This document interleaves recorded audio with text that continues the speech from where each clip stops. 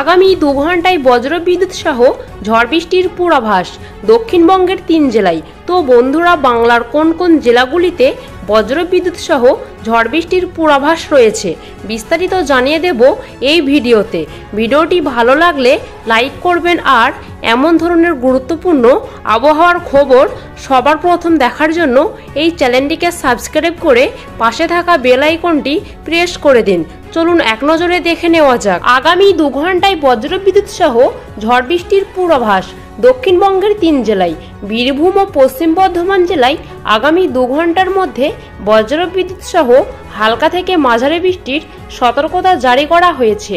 সঙ্গে 40 কিলোমিটার প্রতি ঘন্টায় গতিবেগে দমকা ঝোড়ো হাওয়া বইবে। আলিপুর আবহাওয়া দপ্তরের তরফে এমনটাই সতর্কবার্তা জারি করা হয়েছে। আগামী 2 ঘন্টায় বজ্রবিদ্যুৎ সহ ঝড় বৃষ্টির পূর্বাভাস আরও এক জেলায়।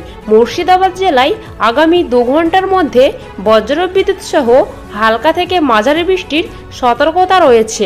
সঙ্গে 40 কিলোমিটার প্রতি ঘন্টা গতিবেগে দমকা ঝোড়ো হাওয়া বইবে। শুক্রবার ফের কালবৈশাখীর সম্ভাবনা দক্ষিণবঙ্গে। 3 জেলায় ভারী বৃষ্টির সম্ভাবনা। আজ বৃহস্পতিবারও আগামীকাল শুক্রবার রাজ্য জুড়েই বৃষ্টির পূর্বাভাস।